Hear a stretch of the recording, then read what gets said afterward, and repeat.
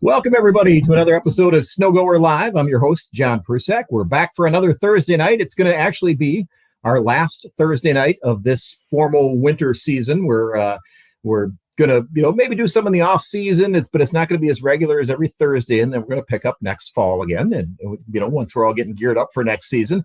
But again, this is Snow Goer Live. It's a weekly show that we started this year to try to, share some of the enthusiasm about snowmobiling and talk about our favorite sport, whether we're talking racing or trail riding or wrenching or whatever it is. We're all snowmobiling all the time because it's what we all love.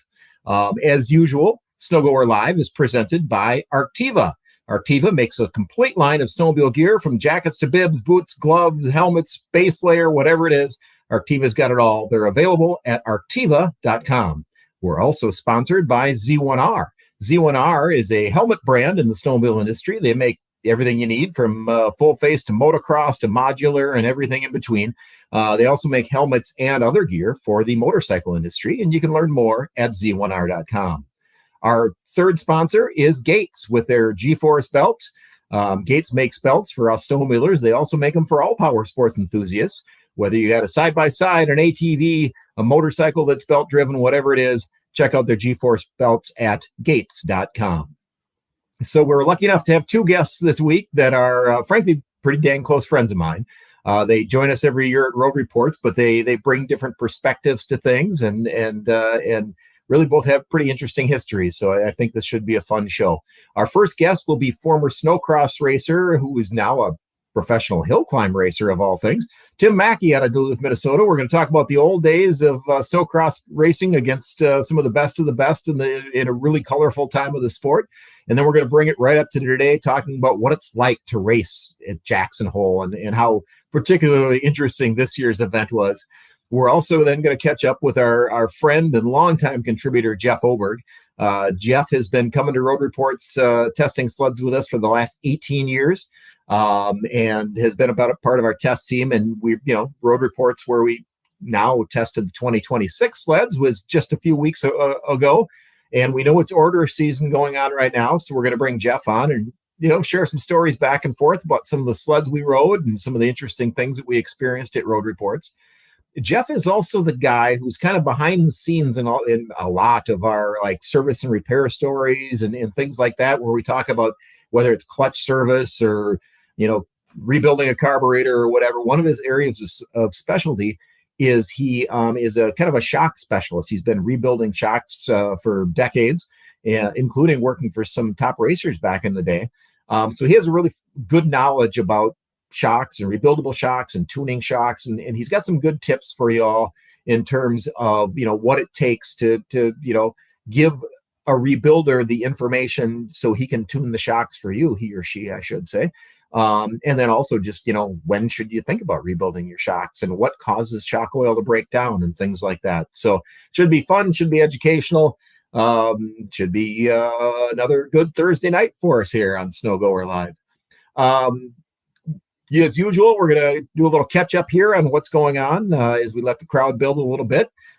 In terms of racing news, about the only thing that's still going on or that went on last weekend was the big one at Jackson Hole, the Jackson Hole World Championship Snowmobile Hill Climb. What's neat about that, my coworker Mark was talking about this when he was on Monday, when he was looking at all the results online, how when there's that many classes, it seems like every brand has something they can brag about. And this was one of those years. The king, though, again, was Keith Curtis. He's kind of the, I don't know if you'd call him the Tucker Hibbert or Blair Morgan of hill climb racing, but he has become such a dominator out there.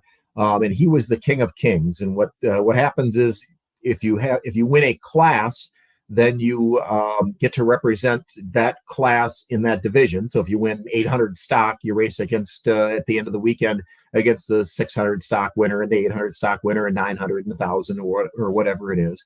And then each division winner, stock, improved stock, mod, goes against each other to be the ultimate king of kings. And Keith Curtis has been the king of kings for years now, really a dominator. But this year he did not sweep all the three king titles. The stock king was Blaine Matthews. He did that on a Skidoo, so gave Skidoo some nice bragging rights there. The Keith Curtis was your improved stock winner or king, and the mod king was Andy Thomas, who was on a Polaris. But Arctic Cat people had something to claim too, as Kyle Tapio was the Pro Master Stock winner, and they won some 600 classes and stuff like that as well. So, as Tim will tell us in a little bit, it was an extra challenging hill this year due to snow conditions, due to rock piles, due to a whole bunch of things. And that made the race interesting for people to watch online and in person, and really expensive for some of the competitors who saw their equipment get a little bit trashed out there. Snowcross, we've been waiting now for the final race. That's going to happen up in Duluth, Minnesota next weekend at Spirit Mountain. We've kind of previewed that the last few weeks, but we're coming down to finals week. Really good points battle still going on in Pro Light. In the pro class, it does look like Emil Haar, barring something catastrophic, will take that class. And same with Maylene Coutu has a pretty good lead in the pro women's class. So, but still a lot of intrigue, and hopefully it'll be a beautiful weekend up there in Duluth and a great way to wrap up the season. As far as me and a former coworker jumped in the truck and headed to the UP last weekend and had a grand time.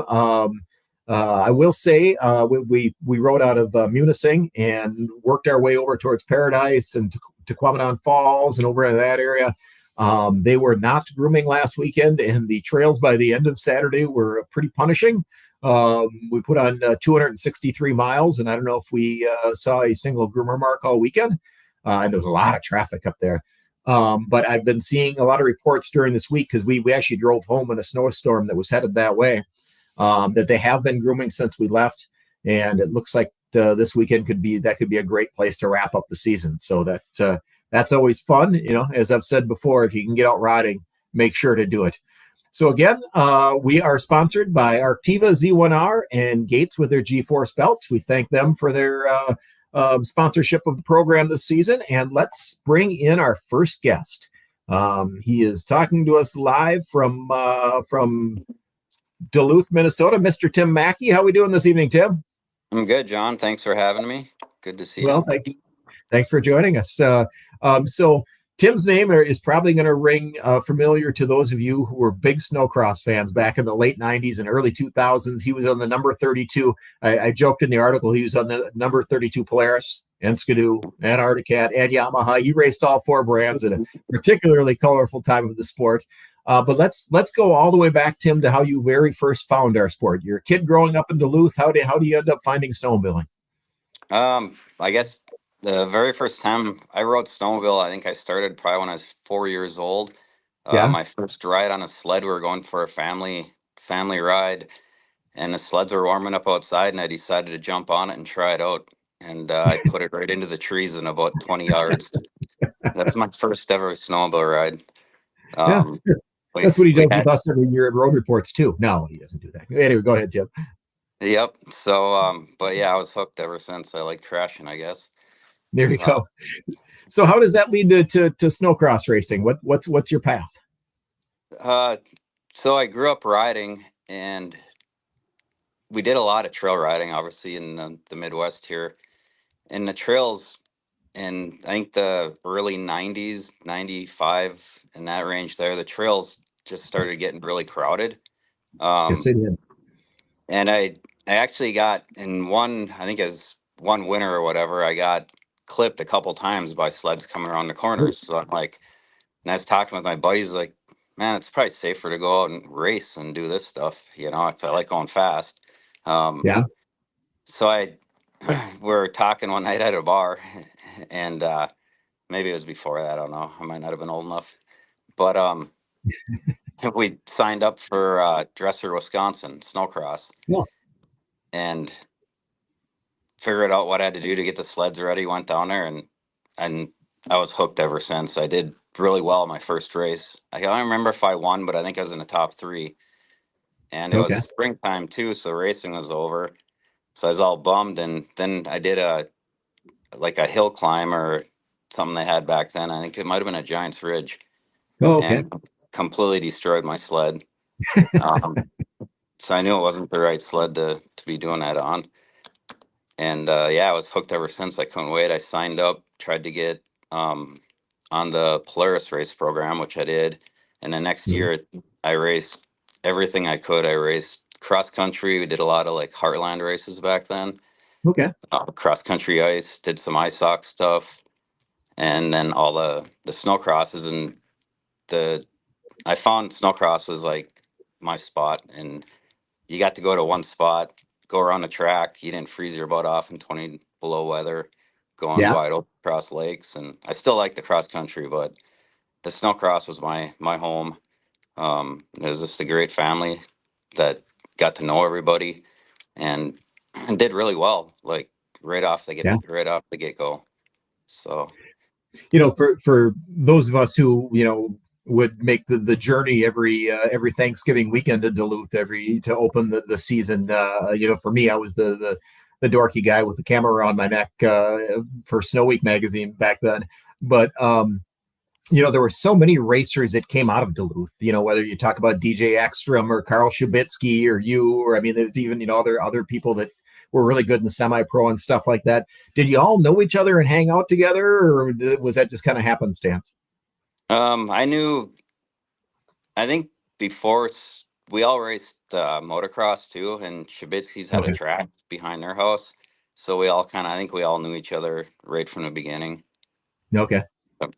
Yeah, it was and there was some older like Rob Irving, and there was older racers too, and we all, I don't know, it was just kind of a tight, everybody would hang out, go to the dealerships, and so I think we all Okay. knew each other.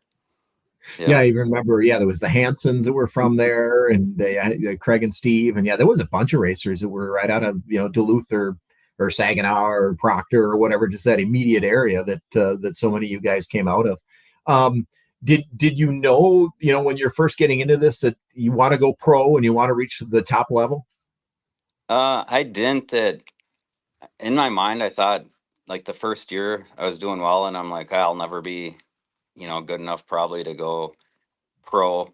Um, and I think by the end of that year, I kind of knew, but it wasn't. It was, I don't know. It was like I just couldn't believe that it all happened so quick, and Okay. and I was doing well. And I remember when I knew I was going pro, and when I knew that the big thing for me too back then was like the money. Semi-pro actually paid pretty decent money to win, and the Okay. contingency money from the manufacturers. And my best memory ever of snowcross racing, and when I knew I was going pro and like, and I was going to be good, we went to it was in, I believe it was in Alexandria as an ice oval race, Okay. and there wasn't like a snowcross that weekend, but they made a snowcross track in the center, and all the teams were going there, all the pro teams. So every pro driver, everybody was going to be at this race, and it's like we might as well go. And they didn't have a semi-pro class, just a pro class. And it's like, well, we can go, and it'd be good practice, whatever. Hmm. And we got there, and I was nervous as heck, and we're getting ready for the first race. And I'll never forget this. Our sleds were all lined up, and my mechanic at the time was warming up the sled, and somebody know we're going. Well, I took it off the jack stand, and he grabbed a handful and blasted into the back of Brad Blake's sled, like blew out his tail light. And I'm like, oh my God. Now I'm really nervous. And I'm like, they're all Yeah. looking at me like, who the hell are you? And Way to go, rookie. but so yeah, long story short, I go out there and beat them all. Like I won. I couldn't believe it. I was like, I just beat all these guys. Like, so it was a pretty Yeah. unreal moment. And then I went from extremely high like to extremely low because I had no idea. Like I'd never been in tech or any kind of that type of deal, and the Okay. tech was a lot tighter at the ice ovals, and I ended up getting disqualified because my fuel didn't Oh. pass. And I bought Oh. it on the way there, and there was ethanol in it, and I'm Okay. like, you got to be kidding me! My first pro race ever, I win, and then 10 minutes later, I get disqualified.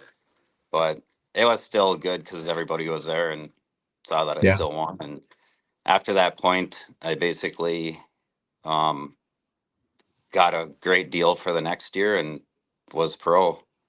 So Very good. that was Again, our guest is Tim Maki here on Snow Goer Live. Tim, I was at that event, and my most vivid memory is something that I actually teased somebody that you and I both know about years later. Actually, just a couple of years ago, I ran into him at a farmer's market of all things. But I was there in the infield taking pictures and covering the race, and Jim Beck Jr. was running around on the track, and there was some of his friends were down there with cameras.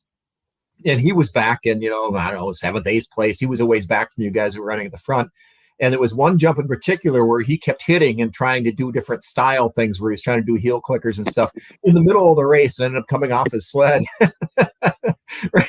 And his buddies are yelling and hooting and hollering. Meanwhile, you guys were all racing for positions. And so, yeah, when I ran into Jim at an event, I had to tease him about that a little bit.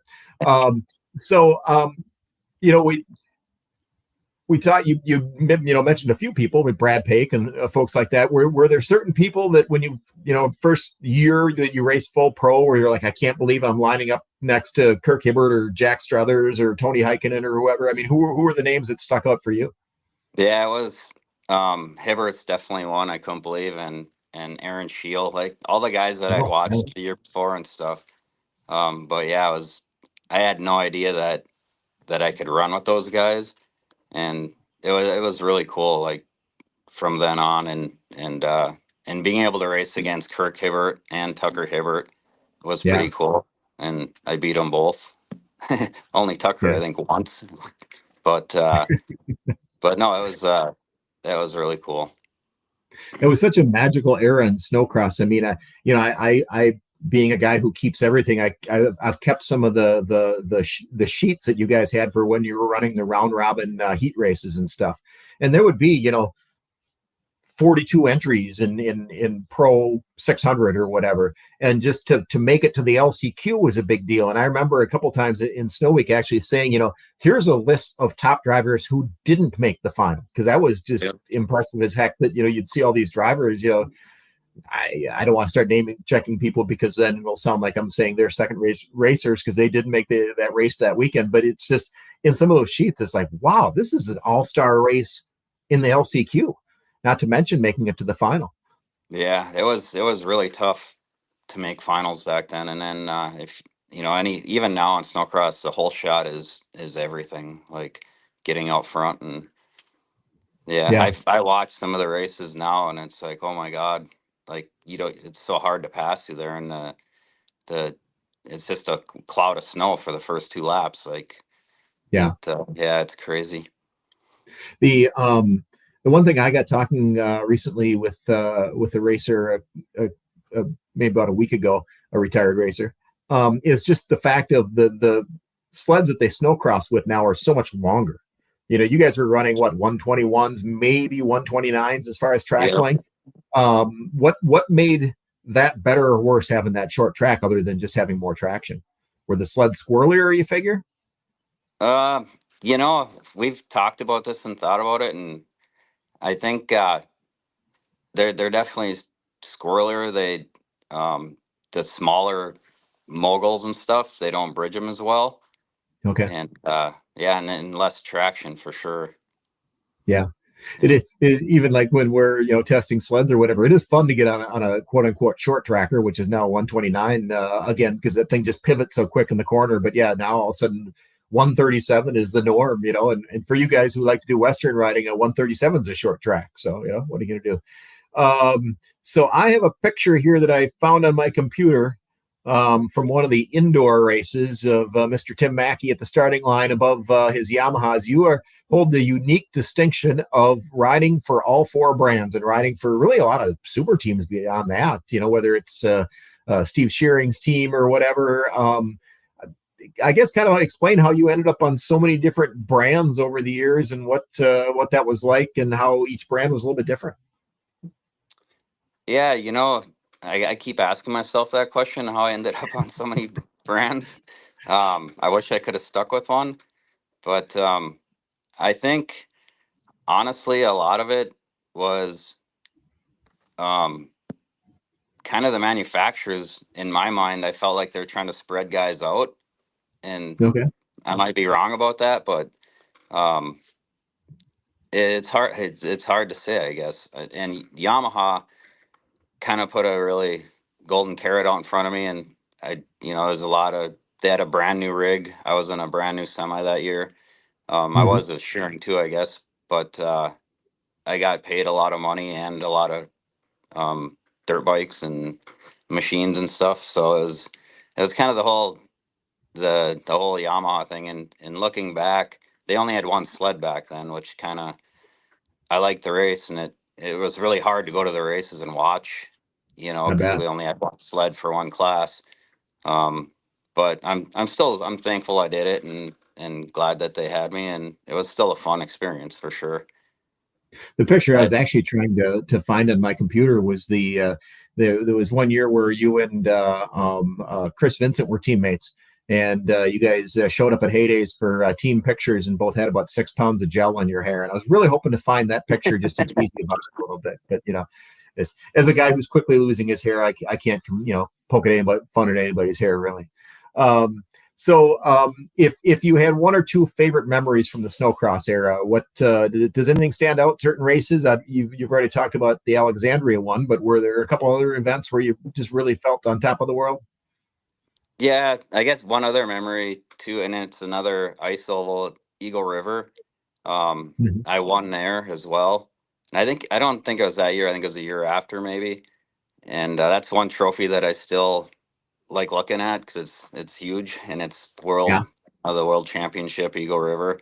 So I think that's really good. I wasn't an ice oval guy, but I can say that I have a world championship Eagle River trophy at home. So Um, was that the year or was that the year where they used the whole track and had the race later in the year? I think that was called the USI Open or something, or was it on oval racing weekend where you guys were really stuck to that tight infield course? we were, yeah, the tight end field, and Okay. I remember it was always cold at Eagle River, but it was extremely cold and huge jumps, and it was a lot of fun. Um, I keep sharing my own memories, but this is just one that will stick with me forever. One year when you guys were racing there, they brought in a freestyle team, and this is when freestyle was still kind of under development or whatever. And so you got these, they got the kind of the hip hop music playing, and you got these kids that are jumping up and doing different tricks and stuff. And a couple of them are catching decent air, but it's whatever. But they're kind of wowing the crowd. And then they bring out you pro guys in pro open, and the very first lap, I remember Earl Reimer hit that tabletop jump wide open and way overshot the landing area. But compared to all these freestyle guys that are trying to do all these tricks, also scrap iron is going above everybody's head. It was fabulous. It was absolutely fabulous. Um, were there any racers that you had particularly good relationships with, or for that matter, the opposite? Any really strong rivalries that made racing fun back then? I don't. You mentioned Earl. Like I think we kind of had a we butted heads a bit back then, but Oh, we were really? still friends. Um, Okay.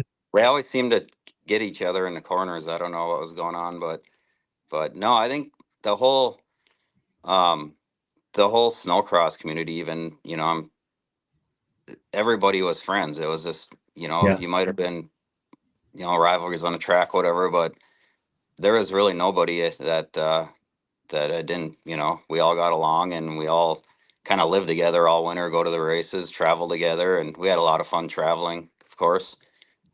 Got tons of traveling stories that probably can't tell.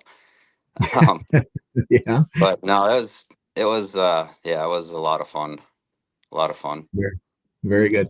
The and I know that you to this day you still work with some people from the snowcross community, and still have some of them come out and ride with you out in Colorado at your place out there and stuff. So it's neat that you guys can, even though you're probably rivals at time on the track, still keep those friendships going.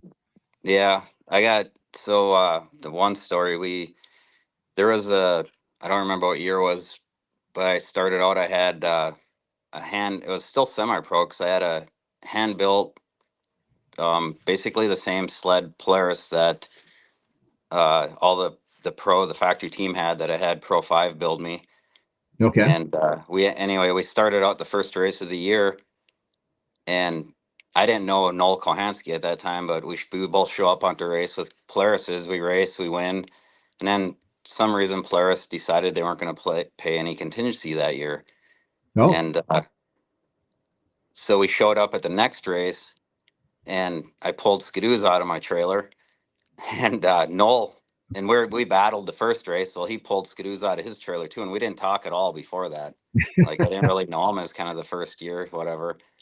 uh-huh. And then we battled on, against each other on skidoos, and then we became, good, really good friends, and are still to this day. And we work together. Yet he moved down to Duluth, and so yeah, and yeah, a lot of guys, like you said, come out and ride, and we all have a great time. How did you get those skidoos? How did you acquire those skidoos and get them race ready that quickly after between round one and round two? I called the race department first, and they're like, Oh, we don't have any because they're, gone or whatever. And I think they told us which dealers to call that might have some. oh, okay. And I think I drove to, I think it was Brainerd. I bought one in Brainerd, and then I bought a fan cool too because they had a fan class back then. And I think I bought that somewhere else on the way home. like, so Funny. yeah, we were extremely lucky to find them. And then I was Yeah, completely weird to get on a skidoo for the first, because I'd never even ridden one yet. And I bet. but they were a great sled, and they were fast out of the hole, so we didn't have to do much to them. Okay, that was probably the ZX chassis, probably about then, if I'm thinking of my timetables right. The so let's because we've already eaten up a bunch of time. Let's hit the fast forward button here a little bit. So you retire from snowcross. You're enjoying time riding both back at home and at your place in Colorado, and somehow you end up being a hill climb racer. How does that all occur? Uh, I always I'm glad I didn't do it earlier because I always wanted to, Okay. and I guess I wish I would have, but then I probably wouldn't have been working as much and doing what I should be doing. But so I in my near my place in Colorado, it was towards the spring. This was probably like 6, 7 years ago. They had a hill climb and like a cross country race, just a local circuit. So I was like, and I didn't even know what was happening. It was kind of like just ran into it basically, and I did it. I signed up, did the cross country one day, and then did the hill climb the next, and I ended up winning the hill climb. Nice. Um, First time ever. yep, and then it wasn't like the Rimshaw hill climbs at all. You're racing head to head up the mountain basically, Oh, okay. So more and like hill cross then, or what hill we? cross, yeah, yep. Okay. Which I found out is way easier than hill climb because you're racing against somebody and you have something to judge. Yeah, I But suppose. but yeah, then uh, I was gonna race cross country next year, but that circuit quit doing it Okay. and do the hill cross. So I was like, oh, I might as well go sign up for. I called my buddy Todd Tupper, who we raced snowcross with forever, and Hmm. got the whole lowdown on hill climb and got everything ready and yeah, showed up at the first race the next year at Rimshaw and was hooked since and had a really awakening. Like I thought it was going to be easy. It was far from it. Yeah, those. If for the folks watching, if you've never watched a hill climb race, I mean, they're you can find them on YouTube and stuff. But whatever you see in terms of the way the person is dangling off the sled and hanging off and going through the gates as they're working their way up the hill, in person it's 30 times worse. It's in terms of the challenge. It is really an athletic sport that is pretty dang incredible to watch and. I know I don't have the guts to do it because it just looks gnarly sometimes. I mean, is there when you're sitting down at the starting line and they're doing the countdown of the timer? Okay, you're going to go next. Is the anticipation of attacking a really steep slope where you got to run gates and go over rocks and have different ice shelves and stuff? How does that compare to the rush before a snowcross race? Um, I think I guess I'm older now too, and Yeah. it's a lot more of a rush because you never get to. In hill climb, there's no practice, and a lot of the places we go to, you can't even. You basically get your sled either on a trailer or you get it to the line, you start it, and you go up the hill. Like there's no Okay. practice, no, so you have no idea. And Most of the time you can walk the course before or something, so you get an idea what's up there. But Okay. yeah, it's you're going up blind, and you got to do it as fast as possible without any practice, without seeing. Sometimes you don't even know if your sled's gonna run right. You don't feel comfortable because you got a warm up and all that kind of stuff, and your body's cold. So, Yeah. where snowcross, you get a practice and you get your body warmed up, and then the first race, you typically, warmed up, ready to go. And if you make a mistake, you can make it up on the next lap or something. You get to see the track. So, yeah, Yeah. it's definitely the guys you're mentioning, Keith Curtis earlier, and the guys that went in King of Kings, like they're flawless. They're definitely gifted to be able to do that, without and not only do it once, but do it multiple times, Yeah. which it's It's pretty amazing. yeah. It's an incredible to me seeing it live. It's an incredible combination of brute force and almost ballerina like balance, the way that they're can hang that far off the sled and influence it while the motor is just clawing at the hill. It's pretty Yeah. dang impressive. um Talk about, for somebody who hasn't experienced it, which would be 99% of snowmobilers. What are some of the things you're hitting under the snow as you're working your way up the hill in terms of obstacles and stuff? What's a challenging course? What's that run like? One of the Jackson's definitely challenging. One of the other courses on the Rimshaw circuit, Afton. Hmm. If anybody wants to go see a race, that's one that's just as challenging, and it's a good spectator uh, one to go to. But Uh-huh. that hill, it's up the side of a mountain, and they cleared it. I don't know how many years ago, but there's stumps everywhere and rocks, and like you walk that course, and you don't even want to see it because you're like, how do these sleds even go over these things? And the track screws, the rocks and everything on that hill are chewed up from all the years of doing it. But they get a lot of people. It's if your skis Yeah. aren't in the air, if you don't hit it right with your track, because you are going over them, you can't go around them, most of them.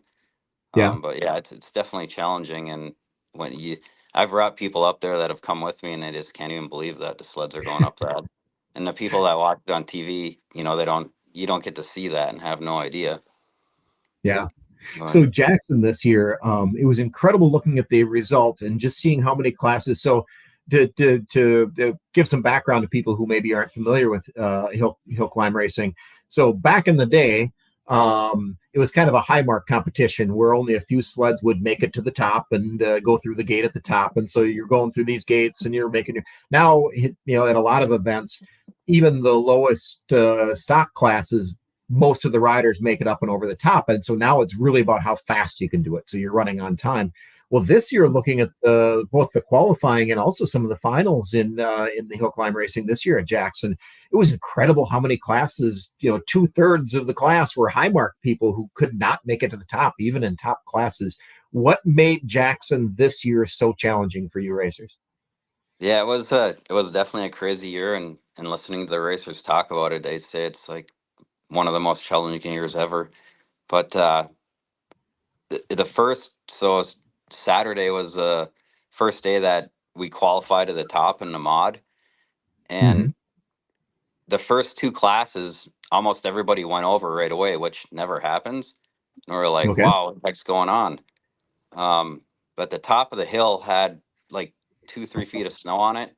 And typically there's like a hard crust, which you can ride on for the first. And it's really hard going up like an ice sheet on a that steep of a hill. So typically the first few classes don't make it until you get a kind of a rut burnt in, or Okay. a trench. Well, the snow was soft; it wasn't set up, so there was decent traction. But after like towards the end of the second class, they basically blew all that snow right off the hill, and it uncovered all the Oh, rocks. Then it was like frozen dirt, and the way they set the course, it went right over. We were calling it a rock garden. There was just a big, probably 15 rocks that were spaced apart perfectly where you couldn't really get through them, and all right. the snow was gone above them as well. So yeah, it ate up a lot of sleds. and I was the third class out, which I was thinking, well, this is gonna be easy. Go over the top. Well, I start watching. I think I was 16th out, maybe 13th or 16th, and um, when I went, only one sled had made it through the rocks.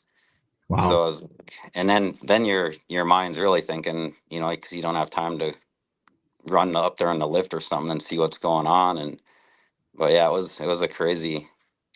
And then after my class, they moved the gate over a little bit to give the guys some snow. Okay. So, but yeah, the snow up there was just it just wasn't set up like it typically was. I think it was cooler weather. It was the last 2 years at Jackson have been a lot cooler than typically at that Mhm. time of year.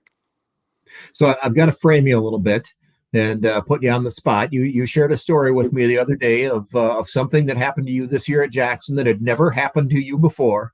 You got to tell that story. Ooh, I froze him up. But Oh, looks like you're back now, Tim. Start the story over yep. again, please. Yeah, so I'll kind of pick up where I was talking about. I was like the one person had made it over the top when it was my turn to go in mod class, and I'm just trying to think about how I'm going to see that section and get through it. I just wanted to get past the rocks, and I knew I'd qualify.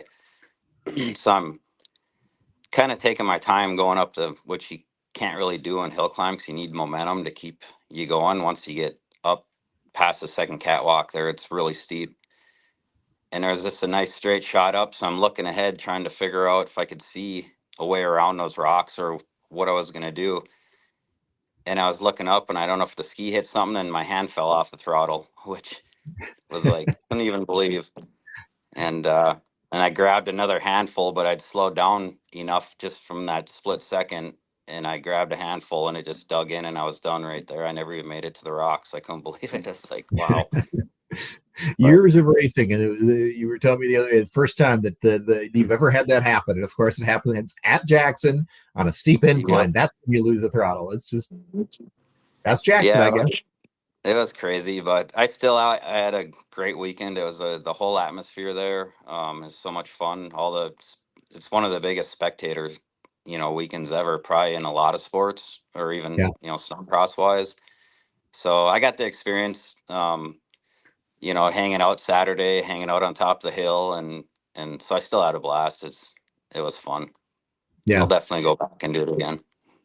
The again for anybody, I would highly encourage you to go look at it on YouTube. Some of the action videos that are out there and stuff, because it really is incredible, but it doesn't do justice to the incline.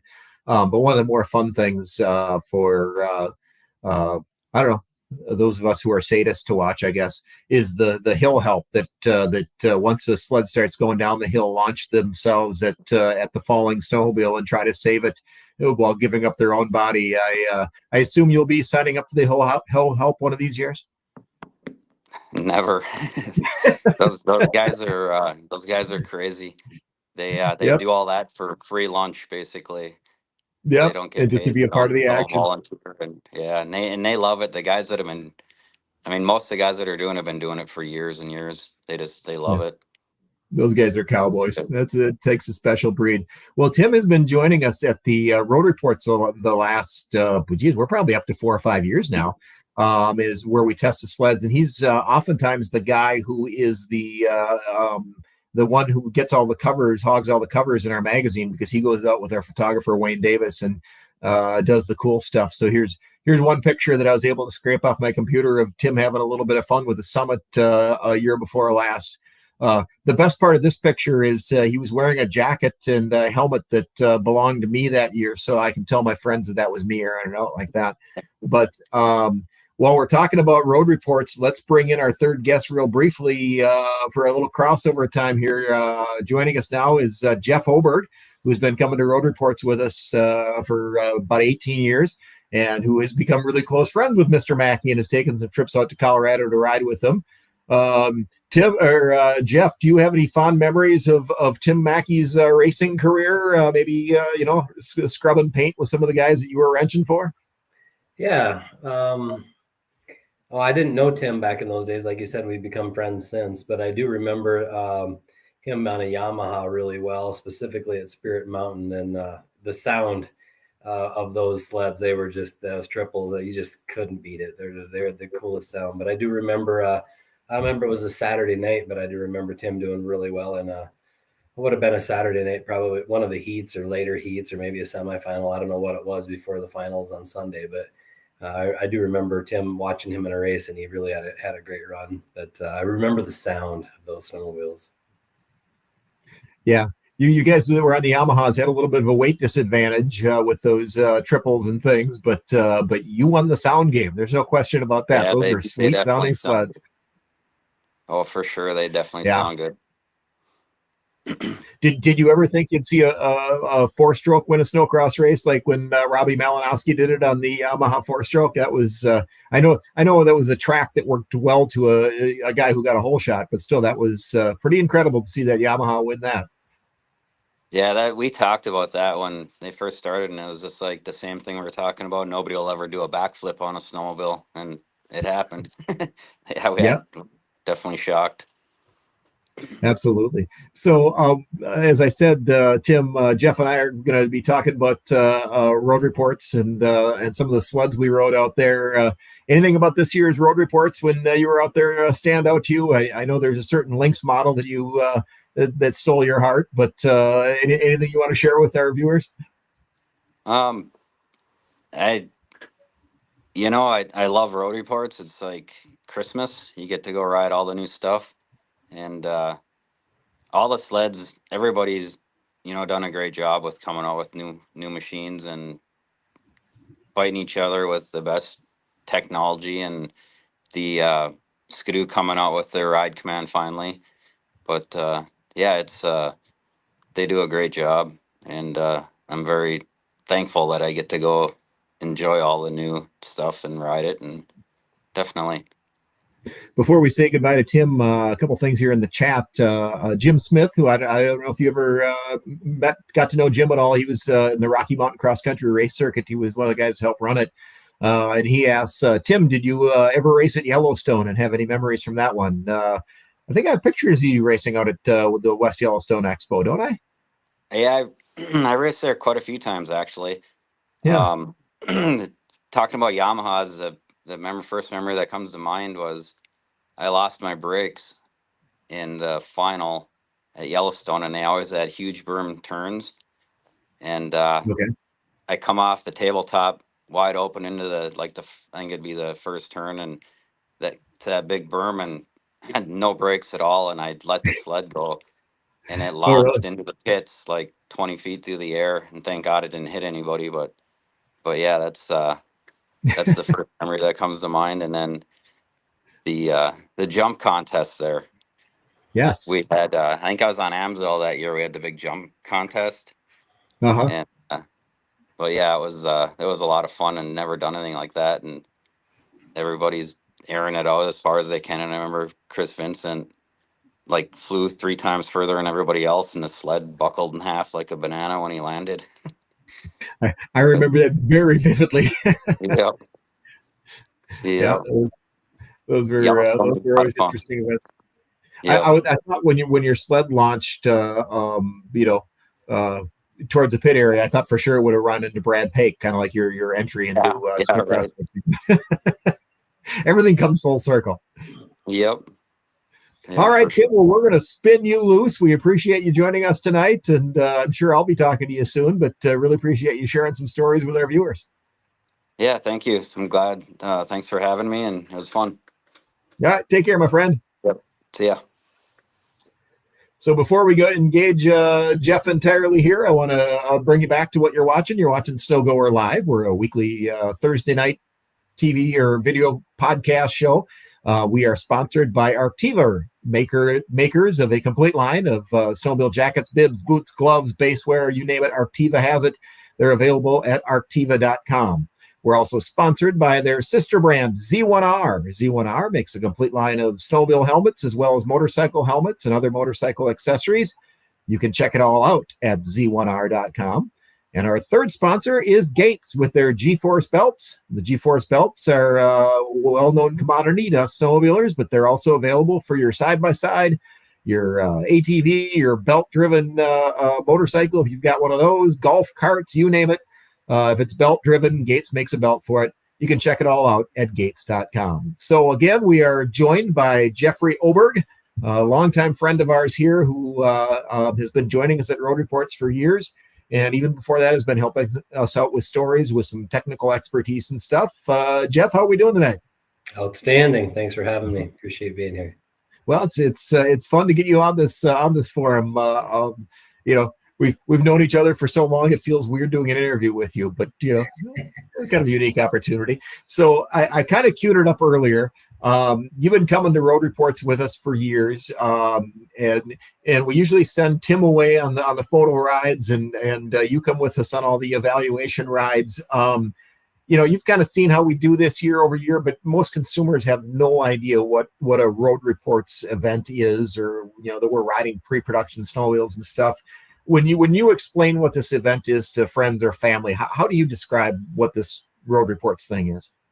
Well, first of all, it's a lot of fun, but I would say the thing that was what I learned about the event that I didn't know going in is we just get to meet a lot of the engineers and learn a lot about the design and some of the culture of the companies and how they go through the design process, and how they work together, and the way that a snowmobile comes to market is very interesting. The other thing about Snowshoot that I really enjoyed was, before Snowshoot, you would read the press release and it would say, okay, this brand is moving the rear torque arm 1.5 inches, or changing the angle of a geometry of a rear suspension, or they're doing something. I mean, obviously there was sometimes some big changes, but sometimes you just hear about these small changes. And what really got to be a lot of fun for me was seeing the big impact sometimes that a minor change like that would make, especially when you got to ride them year over year. And the other thing is just getting to ride a lot of different brands. I would say it definitely was a lot more fun getting to, experience different things. I mean, we're a sport that's fairly brand loyal with people, right? So you get used to a certain brand. And the fun part for me was to try a lot of different brands and how they really ride a lot differently and handle a lot differently. So that was really enjoyable for me, just to, basically be a multi-brand analyst. And I really enjoyed that part of it as well. The other thing about Snowshoot that I really like is doing one of my favorite part is the side-by-side comparisons. When we were going to test, let's say a 600 or 850 trail class, we'll run them right by each other. We'll find moguls and go hard through some deep moguls as fast as we can, and then switch and ride them literally side by side. Because I think if you went and rode any brand throughout the day, you'd love it, right? Because there's a lot of great snowmobiles out there, but the way that we test them side by side on the same trails in the same conditions, back to back, that to me was like, that's where you really, really can tell the difference between different models, and that's our job, is to analyze that and really be able to tell the differences and so on. So let's talk about some of the models we rode this year. I specifically remember we were kind of down by getting close to Island Park, and we had a strip of moguls where we were taking a 2025 and a 2026 Indy XCR through this set of moguls. Again, that's off-trail area that never gets groomed. And at one point, you got off the 2026 and gave a hug to the hood of the 2026 model. Talk about what you experienced with the Indy XCR and what seemed like in the statistics a small change, but it made a big change. Yeah, that's a really good example of what I was just talking about. I mean, the Polaris XCR has always been a great sled. It's always a sled that I've really, really enjoyed. And we a lot of times don't get to ride back-to-back years, right? So we were fortunate that on that day that Polaris sent us with a last year's model, and that's probably was really a big eye-opening part of that for us. Is we brought the new XCR out and we found these moguls that were about at least knee deep, and we ran probably, I'd say, 150 yards as fast as you could go through these moguls. And TJ, another contributor, TJ Crow, and I both rode them, and we got off of it, and I don't remember who rode first. It just pointed to it, didn't say a word, said get on that thing, and got on this the XCR, the 2026 XCR, which they what they call it, the long tail rear suspension, which all really is just a location change of the rear torsion spring and some pivot points.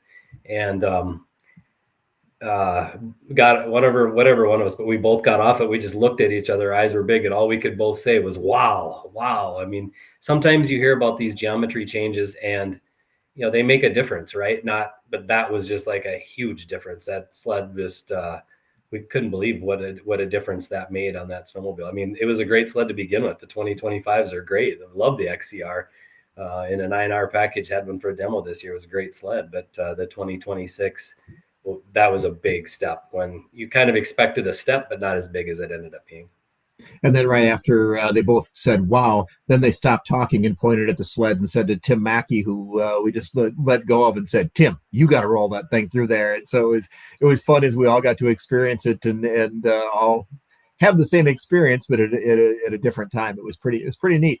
So I was with on that ride, but one thing I always take myself off of, because I'm not a great mountain rider and we want to truly evaluate mountain sleds with people that can put them through their paces, was the mountain sleds. And the other sled that you guys were talking a lot about when you got back was that narrow summit. Talk about what for people that are thinking they may want to upgrade their summit, how'd that narrow one feel? Well, I'm certainly not going to compare myself to a Tim Maki. I would consider myself more of a novice mountain rider, but I get out west about 4 to 6 times a year, and usually for a few, several days. So I get out quite a bit, and I've been going out west for quite a few years. But certainly, I'm not going to put myself in more of an expert category. But yeah, the Skidoo Expert was a lot of fun. I'm getting up there in years, so I enjoy something that's easy to maneuver and easy to navigate, easy to initiate a roll, hold it on edge, and so on. And one of the things about that sled, they first of all, they went to a 32 wide ski stance and thought that was going to be a pretty big jump, and it was. But I couldn't believe how much more forgiving that sled was than prior years of Skidoos, in terms of, like, if you're crossing a side hill over ruts and that sort of thing, the feedback to the handlebars just literally went away. And I couldn't figure out what it was. I got off of it and I'm like, man, this thing is just so much more forgiving, and so it's awesome. And I was like, man, the narrower ski stance shouldn't have made that much of a difference. And TJ was there, and TJ is very knowledgeable about this, and he said it's not that. He said it's the steering, and he said I think that's where he believes the big contributor was to how much better that thing was on the front end. But yeah, it was a lot of fun to ride. It feels very narrow. It almost feels like it needs a kickstand. We joked that it needed a kickstand, but it was stable too. It wasn't too narrow, but it was a lot of fun. So just to fill in a little bit of the blank there, what Jeff's talking about, the steering system is what they call, I believe, a twin link, but it really took all the slop out of the handlebars. It's like it's 1-to-1 with the handlebars. It also turns sharper. And both Jeff and our other mountain testers all raved about how tight that steering system was, and it just took away a lot of the nervousness where it would pull you if you were crossing another track or whatever. So that's pretty neat. The links, I was teeing Maki up to talk about his favorite links. So for those who haven't experienced a wide track snowmobile and what it could do, the Lynx Brutal is just hilarious when you're on it. It's just this monster bully of a sled that just wants to run over trees and do whatever it wants to do. Big wide 20-inch wide track, but yet you can take that thing off trail and horse around and stuff because it's got all kinds of flotation. So that's the other kind of neat thing about Road Reports or Snowshoot, is the generic name. It's just that we get the opportunity we're testing utility sleds and then crossover sleds and then trail sleds and then back to mountain sleds, and we're moving around and trying different things. The worst thing about Road Reports is it's too short, because it'd be fun to do that for about a month or so. Yeah, we talk about, it's fun to ride all those different things, but one of the things you have to do, you set yourself in a mindset of you being like a trail burner and you want to go through the trails fast. When you get on a utility sled, you have to change your mindset a little bit. Be like, okay, what would a typical owner of this sled, how would they ride this thing? And that's how we try to test it. Same even with two-up touring sleds and so on. It's just you change kind of the way you ride them and evaluate them in the way that they're purpose built. Absolutely. So now let's give people a little bit more background on who you are and kind of how you ended up in a race trailer and being a kind of a tuner guy. how did the sport of snowmobiling find you, and talk about some of those early memories of riding? Well, I'm older than Tim, so I could go back even further. But yeah, no, I just was brought up in a family of snowmobilers. I have two quite a bit older brothers than I do, and they were mechanics on snow jets actually. So they Nice. both worked at a snow jet dealership in Alexandria, Minnesota. And so I always looked up to that and kind of always got into snowmobiling. I wanted a kitty cat when I was younger in the worst way. And I think I was 25 when I bought my first kitty cat. So I had outgrown it by then, but I always wanted one so bad. I had to buy one when I was 25 years old. But yeah, I just got into the sport with the family, and then I just did a lot of riding. Our whole family did a lot of riding. My mom, everybody did, and dad and brothers and everybody, the whole family. It was a family event. It was a Thanksgiving or a Christmas was all about hurrying up to get done opening presents or get done with lunch so we could all go for a snowmobile ride. That was really what the main focus was. So I brought up doing that, and then I got into racing later on, probably a little too late in my career, and just never got past an amateur level. I just had a demanding job and life, and just couldn't really dedicate it to it. That is it's a racing. If you want to be competitive, it definitely is a money suck and a time suck. It definitely takes both, and I didn't have those at that time. So then I did a little bit of racing just at an amateur level, and then moved into being a mechanic. And I was 6 years, 2 years with Polaris, 2 years with Skidoo, and 2 years with Cat. So I was fortunate to get the opportunity with all three. I never did spin a wrench for Yamaha, but they had a policy that you had to be an employee. And like I said, I had a real job, so I didn't ever get the opportunity to spin a wrench on the Yamaha, but got to wrench for some privateers and some a couple of race teams. So yeah, it was a lot of fun. And then about the time I quit wrenching is when our paths crossed a little bit more consistently. Yeah, and became more of a contributor for Snow Goer. So the wrenching thing that we're doing with different race teams. I mean, it seems like depending on the team, some teams have a chassis and suspension guy and a traction guy, whatever it is. For the people you were wrenching with, were you ski tip to snow flap really responsible for the whole machine? Well, it depends on the team. Some teams had some sponsorships that we didn't rely on any one area as much, so it really depended on the team and the year, and even sometimes the rider. But I would say where I felt like I added the most value was probably clutching and shocks. That was suspension. That was kind of where I just felt like I understood it well, and probably where I felt like I added the most value. But yeah, you kind of have to wear a lot of hats in those instances. Yeah. So, and that's where Tim has been so helpful for me. I'm not the most comfortable guy doing wrenching, and I understand a lot of theories. I can write after I interview somebody like Jeff about a lot of things, but it isn't my greatest strength. I'm better with the handlebars in my hands than I am with wrenches in my hands. But the wrenching part, it seems like it intrigues you to no end. You almost seem to look for challenges from my time about knowing you. Is that accurate? Oh yeah. I was like that's another thing about going to road reports. It's a lot of fun is the amount that you learn over the years and keeping up with technology as well. So we promised in our teaser that we did on our website about your joining us tonight, that we're going to talk a little bit about shock absorbers and about shock tuning and things like that, in an area that you've spent a good deal of time with. Let's just talk about rebuildable shocks. They came into our sport with the EXT way back, EXT Special way back, and now they're pretty standard equipment. What should people know about their shocks and when they need to be rebuilt, I guess? Well, that's one area where you can get a lot of different opinions. I guess when they need to be rebuilt, I'm going to give a really great answer here. And it depends, right? So, so it depends on how they've been used, right? We talked about snowcross, and in a snowcross application, there was times we would, almost want to rebuild them almost every single race. Sometimes we would just run them through all the heats and then rebuild them for the final. A lot of times we just had an extra set of shocks and we'd switch them back and forth. The key was valving, right? Sometimes we would change valving throughout the day or throughout different races, and sometimes we'd even have 2, 3, 4 different sets of shocks that maybe were valved differently. So we'd switch them out. So a lot of times we weren't having to rebuild them, but it wouldn't be uncommon to blow through a set of shocks in a couple races, a couple snowcross races for sure.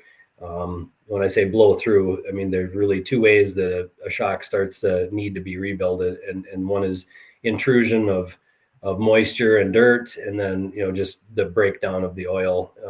And that really depends, again, how hard they're ridden. So, to give you a little bit better answer for the average trail rider, I mean, some guys used to bring me their shocks and have me rebuild them every year just as routine maintenance. And I think in a lot of the service manuals, it says every 2,000 or 3,000 miles, but it really varies so much. I've seen shocks be junk after 500 miles, just, need to be rebuilt so bad. And then I've seen, taken care of a little easier, get 4,000 or 5,000 miles out of a set of shocks, and they take them apart and they're pretty good. I'd say the most common mistake I hear, and I've been rebuilding shocks since about, a friend of mine taught me how to do it probably at about 93, 92 maybe. Okay.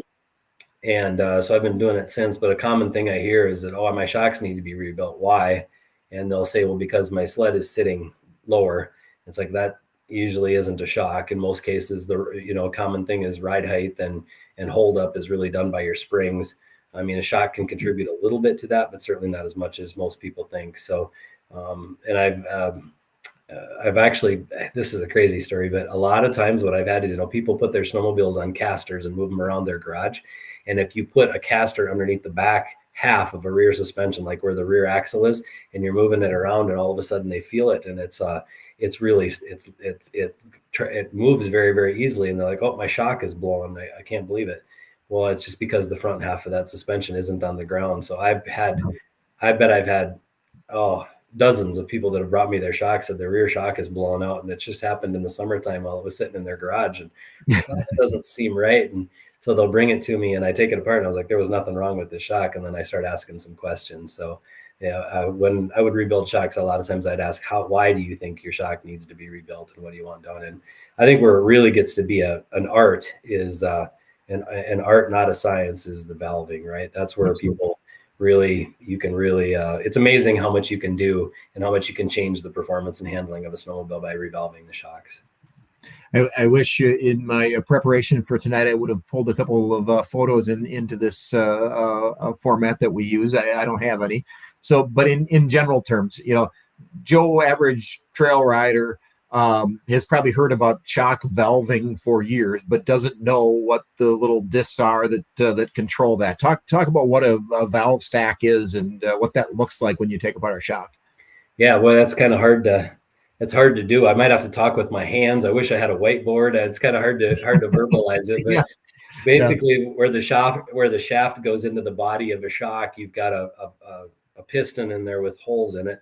And on each side of that piston, there are shims or valves or I don't know, there's a lot of different words I've seen them use, but they're basically like thin washers, and they can vary in thickness from 4 thousandths up to, I think, 18 thousandths is about the thickest that I've seen. And they vary in diameter too. So you get this stack or this bigger to smaller stack, we call it. And the closer you are to the piston, they typically call that low speed valving. And on further out, they call that high speed valving. And that has nothing to do with the speed of the vehicle. It's the speed of the shaft. So in other words, if you're going along, you could be going along slow and hit a real sharp, like a curb, and the shock moves very quickly. That's kind of high speed valving. I mean, there's you're going to get some different opinions there, but there's a little bit of a crossover between those two.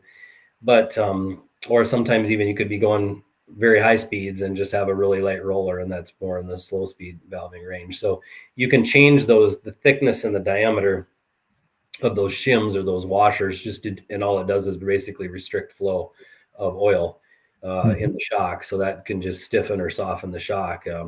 I mean, my dad in his later years, I would set up his shock. So it was, he wanted just a cushy ride. So it set it up a little softer in the low speed valving, but yet you had to have it stiff enough where you wouldn't bottom out over if you happened to hit something big and vice versa. I mean, there's a big difference. I had a lot of guys that would bring me shocks and say, I ride really hard. I want my shock valved like a snowcross racer. You have no idea what you're asking for, because you would not want to ride trail sled or ditches or even just normal riding like a snowcross is valved. A snowcross sled is valved. But I'd stiffened them for some people. Sometimes it was pretty common. They had to come back with a little humility and say, "Hey, can you soften these back up a little bit for me?" Because it's you can go a long ways on what you can do with valving. And that's a common problem that we hear from dealers, from manufacturers, from everybody, that a lot of snowmobilers are maybe have a little bit more testosterone going through their brain than through their body, and they like to think that guy in the mirror rides pretty dang hard, but maybe he doesn't ride as hard as they think he does. And it is interesting how people set up their suspension. So aside from knowing yourself really well, if somebody who is an aggressive rider is going to bring their shocks in and get them professionally revalved, what sort of information should they share with the person like you, or the person at a dealership or whatever who's doing this service? What kind of feedback are you looking for so you can create the ultimate ride package for them? Yeah, that's really hard to do. In motocross, it's a little easier. You motocross, you've got, your front fork shocks, and then you've got your one shock in the back end. And a lot of times with motocross, if you send in your shock or your valve stack for somebody, you ask, are you an A, B, or a C motocross rider? Where do you compete in motocross races? And then they ask your weight. It's pretty hard to do that on snowmobile. One, you've just got more shocks, you got more going on, you got weight transfer, you got different, geometry. It's just really, really hard to do. Weight is obviously one that I would ask. And then I would ask, a lot of times I was doing them for my friends or people that I knew. And you can kind of tell how stiff you wanted to go. And a lot of times I would do them in front of people. I would take the shock apart and I would say, okay, I'd explain the low speed and high speed valving. I was like, what do you want me to do? Do you want it a little stiffer on the bottom end, a little stiffer here? And I would explain. And a lot of times I'd say, if you really want me to valve your shock, I need a couple hours of your time for you to come to my shop and watch me do it. And then we'll do it exactly the way you want it. So I found it to be a lot easier, a lot better customer service than trying to guess, especially if I didn't know them. But a lot of times there were guys I rode with, so I had a pretty good idea of how they rode. Yep, very good. We've talked, for that matter, about clicker shocks. So many people, you got these knobs that are, the high speed, the low speed. You go down to the bottom, you can control your rebound on some shocks. Again, for Joe or Jane trail rider, it's your first time with your sled. Would you suggest they start out soft and work their way stiffer, or start out stiffer and work their way softer? What's a good way for a beginner to learn how to dial in their ride from your perspective? Yeah, I'm going to again give a pretty generic answer here, but I'd start in the middle, right? I mean, that's where I would start. I'd start in the middle, work your way out one way or another. But yeah, I think that's kind of generally, and it depends on which package. I'll use Polaris, for example. The XCR is valved stiffer and the out of the factory, and the VR one's a little softer. So kind of depend on what model. So. Okay. We got a Ralph Hotterness wrote a comment here. I'm going to read it live. Let's see if I can make sure. Although he talks about shock calving, so I think that it's a cow having a shock. But my comment on shock valving is that sometimes the valving on some Polaris shocks was set so stiff that the high end of the adjustment range, they were almost totally locked solid. And you were kind of addressing that there, that every manufacturer will, where they set their range can affect how you want to set your clickers, because that, the QS3 design is actually a pretty decent idea, because so many times the difference between one clicker or two is not huge. But it is nice to be able to control a lot of things. It's just, up to the rider. Yeah, some of the things that I did a lot, and you don't know until you do something like this, but sometimes I would take a really small zip tie and I would put it on the shaft just to see how much of the shock I was using. Sometimes, you get them pretty stiff, and sometimes you're maybe only using half of the travel of the shock and you don't know it. So or sometimes I used to put a Sharpie mark on the shaft of the shock, vertical or parallel with the shaft, just to see. It takes a little while to wear off a Sharpie mark sometimes, and sometimes with water that doesn't work quite as well. But we definitely would take like a small zip tie, and if you're bottoming out, that zip tie will blow off pretty quick, and you can see how far you're getting into the shock travel. That's kind of a good way to see where you're at. To answer the comment that was made, I mean, yeah, sometimes these sleds, I mean, put yourself in the shoes of the manufacturer. They try to do their best they can to try to valve a sled for all riders, right? Sometimes you might have a 110-pound person on a sled, and then that sled's got to work for the 250-pound person. So it's like, it's really hard for them to make those sleds perform for all those different ranges. And let's not forget there's such a thing as springs too. I mean, everybody wants to spend all their time on shocks and clickers just because they're easy, but really the coarser adjustment where people don't spend, in my opinion, don't spend as much time on is putting a couple twists on a coilover spring or on adjusting the torsion. I mean, a lot of times I would ride with guys and they would say, man, I cranked up my shock and still feel like I'm too soft in the back end. It's like, well, what'd you do to your springs? Well, nothing. And you're on the softest setting on your torsion spring. Well, that's gonna, that's where you need it. That's where you should have started too. So a lot of people forget about their springs. Absolutely. And Rolf just checked in with spell check error, no reading glasses. Hey Rolf, I feel your pain. I'm without mine too, and I think I might have misspelled or mispronounced your last name. Yeah. Aging isn't easy on us. So let's wrap it up with going back to road reports for a second and take it off of this year, so it doesn't sound like we're hyping any given sled trying to get into anybody's wallet. Over all the years you've been coming, are there certain models that you remember getting on where it was like, wow, this is different? Or for that matter, wow, what were they thinking when they designed this? Does anything come to mind when I say stuff like that? You weren't coming with us way back when the Rev chassis was introduced, so that would be an easy one for a guy like me. But how about you? Oh yeah, I mean, it's like I said earlier. Sometimes minor changes have big results. That was one of the things that was fun. I always say that it's hard. You don't realize where you went until you go back, right? And you brought up the Rev chassis.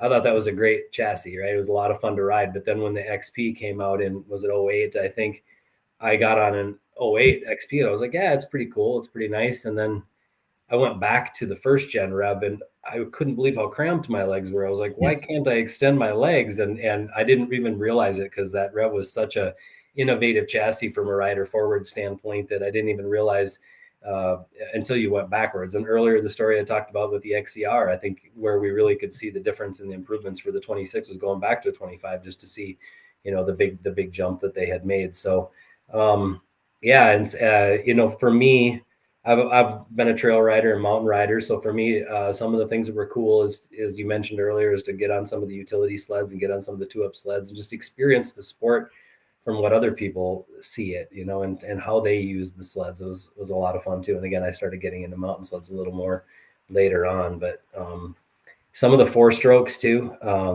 Like I'll never forget, getting on the Polaris, had that 750 and the wastegate noise on that thing was insane. It's like, I don't know how anybody could ride this thing for a whole day. But there's people that own them and love them and have high miles on them and they still like them today. But for me, it was just, that was one of them that I was like, this is insane. But yeah. So, like I said, we try to put our hat on for, the consumer that would be buying that snowmobile. So some of the times it's just, it's a little hard to adjust to what you're used to. Yeah, I just last weekend when I was up in the UP, I ran across a couple guys that had the old 750 Weber engines in there. What was it, Polaris FST or something like that was the model. And yeah, I chatted with them real briefly, and they thought they had the cat's meow. They thought that was wonderful sleds. It's like, oh yeah, everyone finds their thing, I guess.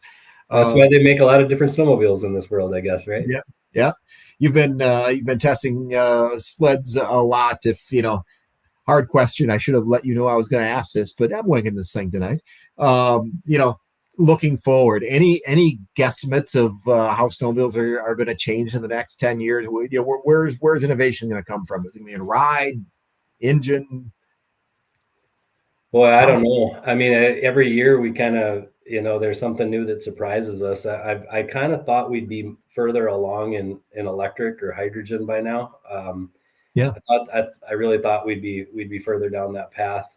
We tend to follow some other sports like watercraft and motocross. that technology seems to be maybe a little bit ahead of snowmobiles sometimes in some ways, some ways not. But well, yeah, you're putting me on the spot. Yeah, it's tough. I know I shouldn't have done that. Yeah, no, it's cool. But I You think can't that blame your friends, yeah. So I think that's probably an area that surprised me a little bit. The suspension just seems to get better and better. And I mean, in deep snow, it's like I remember when the first 144 2-inch track came out, I was like, there's no way this can get any better. I can get up to places that I don't belong. And it's like, this is crazy. There's no point to building anything more. And now we just keep on going further and further up the mountain. Yeah. And then from a trail sled standpoint, I mean, the technology, just the creature comforts, what we've got, heated seats and the displays now have made the sport so much more rider friendly. And just the sleds are, sometimes you don't realize how fast you're going on these sleds, how fast they go, because they handle so well and they perform so well that it's just really hard to imagine them getting any better, but they just keep on getting better. The innovation that I never ever would have thought that would catch my fancy like it has is the on-screen mapping. I mean, I look at the ride that Lane and I did last weekend in the UP, and if we would have been doing that with maps, that would have been a huge pain in the butt ride, because we took this trail to that trail to this trail to that trail. I mean, we kind of weaved our own path, working our way over to different overlooks and waterfalls and stuff, because Lane hadn't been on that side of the UP, so I wanted to show him some of the cool stuff over there. And yeah, when we got back, several hours after sunset and missed dinner call at the last restaurant, we talked about the fact, can you imagine if we were pulling out maps at every one of those intersections we were with and trying to figure out, so are we on trail 8 or 88? I don't know. Where are we here? I would glance down at the map, wait for Lane to pull up beside me and go. It was that has changed the sport for me a lot more than I ever thought it would. Yes. I mean, one of the technologies that might sound kind of weird that I just think is really cool is the smart warmers on Polaris. Yeah. You set a temperature and it's there. It's like, who would ever thought we'd have that on a snowmobile? Yeah. But now once you get used to it, it's like, it's a gotta have. It's not a kind of want. It's something that you really, really get used to and get accustomed to and really enjoy. So the thing I keep waiting for is years ago, the late great Phil Michelson, who used to join us at Road Reports and was our tech professor, wrote a column about the fact that at some time in the not too distant future, we're going to have programmable CVTs that they're going to be able to tune those things through the ECU, and they're going to be able to match it to engine conditions, and it's not going to just be all mechanical. And I keep wondering if and when I understand that, again, where they use CVTs in cars, they're certainly tied into the car electronics, but wondering if that will find its way to our sport. I don't know. It hasn't in like side by sides and stuff, but we spin our clutches up pretty fast in our sport. Yeah, I think they could do it. The technology would be there to do it. That's part of what I do for a day job is that kind of automation. So it wouldn't be hard to do it, but in a car you're dealing with where you don't have to worry quite as much about rotating mass and a big, all the big extras that would come on a primary clutch to accomplish that on a snowmobile. You'd end up with so much rotating mass in such a big area. I don't know. They probably could figure it out, I guess, with something a little smaller, but yeah. Should be interesting. All right. Well, we thank you for joining us. It's always fun chatting with you and riding with you and everything else, but I'm running the show much longer than I planned as usual. So we'll spin you loose. Jeff, take care, my friend. All right. Thanks for having me. All right. Let's boot him into the back room. And now I'll kind of wrap up the show with some thoughts. Again, you're watching Snow Goer Live. We are sponsored each week by Arctiva. They make a complete line of snowmobile gear, as we've said a couple times. Jackets, bibs, boots, gloves. When I was riding in the UP this last weekend, I was testing out some of their regulator base layer gear that will write up in the magazine next year. Probably the biggest challenge is how do I photograph it, because I'm not going to put a picture of me in long underwear in the magazine. So we'll figure something else out with that. But you can find out all about Arctiva gear at arctiva.com. We're also sponsored by their sister brand through Parts Unlimited, Z1R. Z1R makes a complete line of helmets for us snowmobilers. Pretty much any style you can think of, they make one for you. in a whole bunch of different graphics and stuff like that. But when I'm talking style, modulars or full faces or MX style or some of the cool kind of crossovers that are available now that kind of look like a motocross with a peak on it, but they're still full face designs. Anyway, you can do the research yourself at z1r.com. And then our third sponsor is Gates with their G-Force belts. Gates makes them for us snowmobilers, as you know, but they also make them for all sorts of power sports equipment and all sorts of equipment. You can read all about it at gates.com. So one of the pieces of news that broke this week is somebody that I see in our chat, Mr. Brett Richter, has taken on a much bigger role. He's for us. You've probably seen him on our show a couple times here, and he's been a kind of our oval racing insider and done some great stories for us, including one we put on the website this week, where he did kind of a day in the life of a racer with Gunnar Stern that was really fun to read. It's definitely worth checking out. But anyway, so Brett is kind of taken the helm of the ProStar Tour Cup. He's going to lead it on behalf of USSA. It's the national international, if it's US and Canada, big points race in Pro Champ 440 that kind of determines the national champion or North American champion. He's got all sorts of ideas to grow that and bring in new sponsors and stuff. And so we're pretty excited to see what he can do with our very favorite form of racing. So that was one of the big things that's breaking this week. Some of the order periods are coming to an end. My coworker Mark and I went to a Skidoo 2026 new sled intro event at a microbrewery about 12 miles that way. But on 2 nights ago, and got to meet all sorts of snowmobilers and have fun seeing them pour over the sleds. It's I know the Polaris event is good. Polaris truck is going around as well. I think last night they were down in southern Minnesota, down by Millville, the big motocross track. They were at a campground down there showing their wares. The Lynx, they don't have a separate tour here in the U.S. They're just being tucked into the Skidoo tour. Their sister brand. So there was a couple of links at our event. And per Russ's question here in our chat, no Arctic Cat tour yet, but we're still hearing more hints that something's coming together there. We heard from a dealer this week that had taken a call from a particular brand that said, if we took over Arctic Cat, what do you think your order would be for this year? So there is a brand that's doing at least forecasting for if they took over the brand now, what they can expect dealers to order, so they can figure out what kind of money they can get in the bank in the first year. So that's a good sign to me that's progressing to that status. So again, nothing but hopes and cheers for the best for all the people in Thief River Falls and St. Cloud that put those things together for us. As we said, big snowcross race this weekend, or not this weekend, next weekend in Duluth, Minnesota. Big last weekend of riding for a lot of people. If you can chase down the snow and get one last ride in, we'd highly encourage it.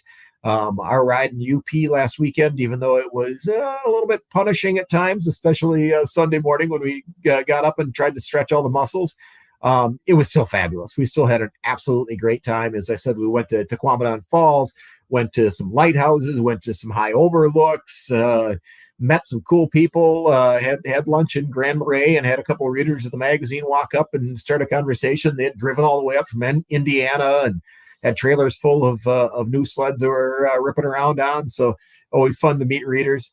And so, yeah, if you can get out and enjoy it, please do. As I said, this is the last official episode of Snow Goer Live for the winter season. The part that is sponsored by Z1R and Arctiva and Gates. In theory, we would now go quiet over the spring, summer, and early fall. But that's not how we live at Snow Goer. We like talking snowmobiles all year round. So I would just encourage you to keep an eye on our YouTube page, keep an eye on our Facebook page. We're going to continue to knock these out. They're just not going to be as regular as every Thursday night. And we'd love to make them more interactive. We'd love to have things where we take questions from viewers like you and chat snowmobiling, because again, it's our favorite thing in the world to do. So, but until next time, you've been watching Snow Goer Live. Again, thank our sponsors. And thank you for watching, and check out the back episodes if you get a chance. But until we meet again, wishing you hopefully a great last weekend of riding, maybe unless you take a trip out west, and also keeping an eye on that snowcross race. Thanks again, everybody.